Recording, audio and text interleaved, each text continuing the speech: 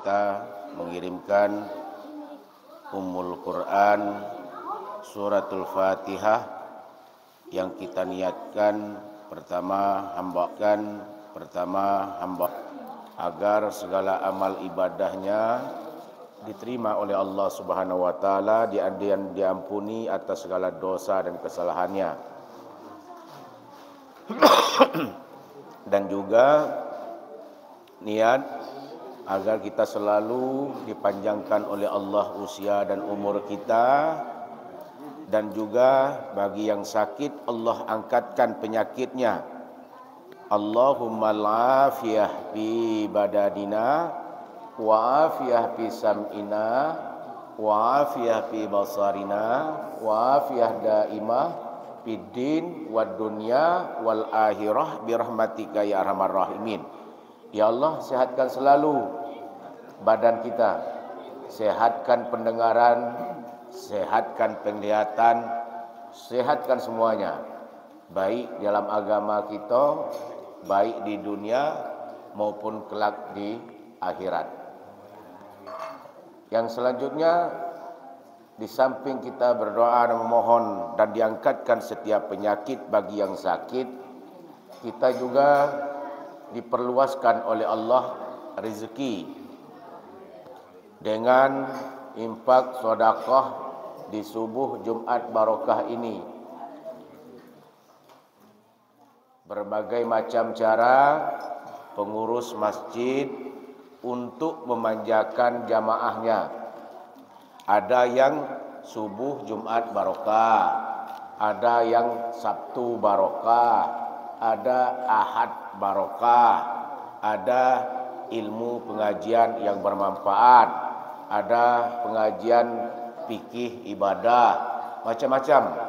Nah, alhamdulillah kita di Musalla Al-Ikhlas ini kita tetap istiqomah dan selalu berdoa kepada Allah supaya kita selalu disehatkan oleh Allah, diangkatkan segala penyakit dan diberikan selalu kesehatan, dan diperluaskan oleh Allah rezeki bagi hamba Allah yang di dalam grup telah kami sampaikan, yang berimpak, bersedekah untuk subuh Jumat barokah. Yang ketiga, di samping diperluaskan oleh Allah rezeki, kita juga dikuatkan iman kita. Wasabbit imanana, dikuatkan iman kita, ibadah kita, dan tetap kita istiqomah dalam menjalankan segala aktivitas dan kehidupan kita sehari-hari. Amin ya rabbal alamin. Lihazi niyah al-Fatihah. A'udzu billahi minasy syaithanir rajim. Bismillahirrahmanirrahim. Alhamdulillahi rabbil alamin. Ar-Rahmanir Rahim. Maliki yaumiddin. Iyyaka na'budu wa iyyaka nasta'in. Ihdinas siratal mustaqim. Siratal ladzina an'amta 'alaihim ghairil maghdubi 'alaihim waladdallin. Amin. Bismillahirrahmanirrahim. Assalamualaikum warahmatullahi wabarakatuh.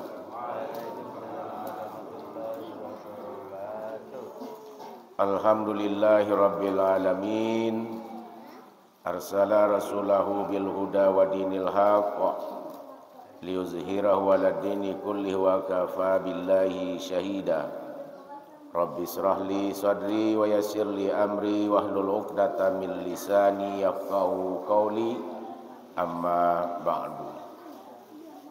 Yang sama kita hormati Lurah Pinang Merah, alhamdulillah Kalau solat Jumat itu kalau 3 kali berturut-turut tidak solat Jumat, itu murtad itu. Berturut-turut tanpa alasan yang jelas. Untung alhamdulillah yang ketiga Pak Lurah hadir. Yang pertama dah ada, yang kedua dah ada, berturut-turut itu. Yang ketiga hadir, alhamdulillah. Hadir Pak Lurah? Alhamdulillah. Yang sama kita hormati Ketua RT 33 Perumahan Permata Simpang Rimbo. Yang sama kita hormati orang tua kita semuanya. Alhamdulillah hadir. Yang sama kita hormati Bapak Ibu, adik-adik semuanya, para hadirin wal hadirat, jamaah Musalla Al-Ikhlas pada kegiatan subuh Jumat Barokah yang selalu tetap istiqomah dan hadir dalam kegiatan subuh berjamaah. Subuh berjamaah, sujud sajadah, kunut nazilah, doa bersama, kirim arwah, tausiah singkat, ngopi, ngeteh, snack, sarapan bersama. Nah, itu lengkap. Yang kedua, kita selalu berselawat kepada Rasulullah sallallahu alaihi wasallam dengan ucapan Allahumma salli ala sayyidina Muhammadin tibbil qulubi wa dawaiha wa afiyatil abdani wa shifaiha wa nuril absari wa diyaiha wa ala alihi wa sahbihi wa sallim. Dengan memperbanyakkan salawat, insyaallah dilipatkan syafaat rahmat kepada kita semuanya. Amin ya rabbal alamin. Sebelum saya memulai melanjutkan kajian kita yang kemarin, perlu kami sampaikan atas nama pengurus Musalla Al-Ikhlas kepada kita yang hadir pada subuh kali ini. Sekarang sudah tanggal 22 Zulhijjah. 1 minggu ke depan, 8 hari ke depan, kita akan masuk tahun baru awal Muharram 1446 Hijriah. Tanggal 7 hari Minggu itu 1 Muharram. Malamnya berarti malam Sabtu, malam Minggu. Malam Minggu kita masuk 1 Muharram. Kita sudah memasuki tahun baru Islam 1446 Hijriah. Kegiatan yang kita lakukan biasa Pak Surahman. Yang pertama, satu orang satu lagi. Berapa banyak? Sebanyak 300 porsi. Nanti akan kita rundingkan kepada orang. Kotak yang kita bawa, kotak-kotak itu kita alihkan kepada bantuan dan sumbangan. Berarti besok saya tidak pernah nyumbang, tapi saya bawa nasi kotak misalnya. Nasi kotak itu sumbangkan. Sudah berjamaah, itu hijrah namanya. Orang yang berhijrah, orang yang meninggalkan keburukannya, menjalankan pada kebaikan. Saya dah pernah ngaji, rupa-rupa sekarang sudah dengan awal tahun itu mulai ngaji. Saya tak pernah solat duha, dengan awal tahun ini saya awali dengan solat duha. Itu berhijrah namanya. Hijrah itu namanya. Ya, Bapak Ibu, jamaah hadirin yang dimuliakan oleh Allah Subhanahu wa taala. Kemarin kita membahas mengenai pendidikan, tarbiyatul atfal, tarbiyatul aulad, tarbiyatun ula. Pendidikan yang pertama kali terhadap anak itu adalah di dalam rumah tangga. Pendidikan yang pertama, yang berawal, yang pertama sekali itu adalah di rumah tangga. Bapak sebagai kepala sekolah, istrinya itu ibunya sebagai guru, dan adik kakak-kakaknya itu adalah sebagai pengasuh juga di dalam mendidik adik-adiknya. Nah, jadi tarbiyatul awal, tarbiyatul ula itu adalah di dalam keluarga. Yang pertama, wa idza qala Luqmanu libnihi wa huwa ya'izuhu ya bunayya la tusyrik billah inna syirka la zulmun azim. Ini kembali lagi kepada Luqmanul Hakim. Hikmah daripada nasihat Luqmanul Hakim memberikan suatu pelajaran pengajaran kepada anak-anaknya. Hei anak-anak, duduk dulu sini. Kata Pak Luqmanul Hakim. Duduk dulu. Lah duduk anak-anak itu galau-galau. Diingatkan kepada Luqmanul Hakim itu bapaknya, nak, ke depan jangan kamu sekali-sekali mempersekutukan Allah. Qul huwallahu ahad. Allah itu satu. Jangan engkau mempersekutukannya. Kalau kamu mempersekutukannya, wahai angga, inna syirka la zulmun azim. Sesungguhnya kemusyrikan itu, mempersekutukan Allah itu merupakan suatu kezoliman yang sangat besar. Paham anak-anak? Itu di saat Luqmanul Hakim ngasih tahu kepada anaknya. Yang pertama itu adalah ditanamkan, mengingatkan tauhid kepada anak-anaknya. Hari ini merupakan suatu pendidikan. Pendidikan orang tua kepada anak-anaknya, sehingga anak-anaknya ini hadir pada subuh Jumat Barokah. Subuh Jumat Barokah ini dari kapan kamu menunggu nih?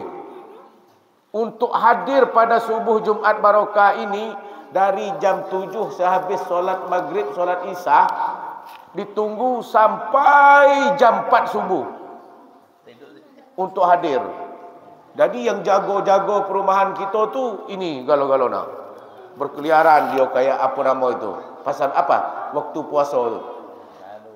Kamu kenapa Ucok belum tidur?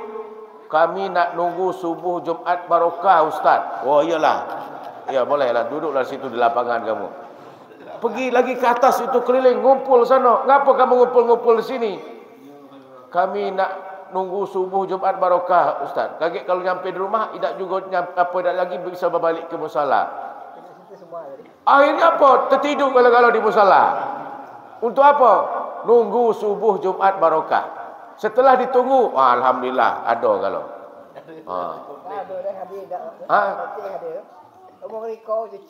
Wah ya. Tak ada yang hadir. Apa yang ditunggu berarti itu? Nah, jadi alhamdulillah itu adalah bentuk orang tua. Ya. Tapi kita lebih syukur lah hadir subuh-subuh, entah ngambil wuduk, entah tidak kamu ni, entah solat, entah tidak kamu ni, yang penting lah duduk di sini, lah dapat sarapan pagi. Ya. Karena kita sanggupnya seminggu sekali, ya seminggu sekali. Kayak ini nih, bersihin ini. Depan kamu. Bersihin. Ya. Itu yang pertama yang sudah kita bahas. Yang kedua Luqmanul Hakim menanamkan, wahai anakku, nanti kamu suatu ketika dari saat kamu bayi, kamu mulai nanti balik. Setelah balik nanti kamu tumbuh menjadi remaja. Setelah remaja tumbuh menjadi dewasa. Setelah dewasa nanti kamu sudah bisa berkeluarga. Ingat, yang kedua yang harus kamu jaga adalah jadilah anak yang ini nih kemana nih? Biarlah situ. Nanti Pak Suraman buang. Nah, duduk. Tu tak masuk lagi. Nasi habis, ilmu tidak dapat. Agak setelah ini ada pula apa nanti kuih jatah balik. Kamu dah dapat rezeki agak kalau kamu balik. Lah, dengar. Yang kedua kata Pak Luqmanul Hakim tadi, hikmah dari Luqmanul Hakim, berbaktilah kamu kepada kedua orang tuamu. Ridallahu fi ridal walidain. Ridho Allah itu terdapat pada ridho kedua orang tuamu. Murka Allah terdapat kepada murka orang tuamu. Doa yang paling mustajab itu adalah doa kedua orang tua. Kata orang tua kamu, hei si maling kundang, jadilah engkau batu. Jadi dia batu. Kenapa? Di saat dia merantau, dia begitu dekat dengan orang tua, berbakti kepada orang tua. Setelah dia jadi orang yang baik, mendapatkan kekayaan, lupa dengan mamaknya. Hingga petir pun menjala. Kenapa? Kedurhakaan anak kepada orang tua. Tapi orang tua ibunya berdoa, kalau anaknya didurhakai, dimurkakan, pasti murka anaknya. Tapi kalau orang tua mendoakan dengan yang baik, anak pun itu pasti akan baik. Maka di dalam Al-Quran, wa wassaynal insana biwalidayhi hamalathu ummuhu wahnan ala wahni wa fisaluhu fi amaini anishkurli waliwalidayka ilayyal masir. Aku perintahkan kepada semua manusia, berbaktilah kamu kepada kedua orang tuamu. Ibumu yang mengandungmu, melahirkanmu, menyusuikanmu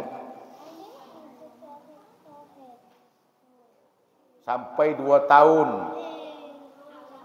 mengandungkan kita.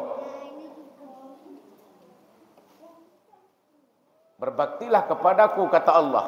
Berbaktilah kepada kedua orang tuamu. Lalu sahabat bertanya, ya Rasulullah, siapa setelah itu baru ayah? Kenapa ibu itu 3 kali? Karena ibu kita yang mengandungkannya, ibu kita yang melahirkannya, ibu kita yang menyusukannya.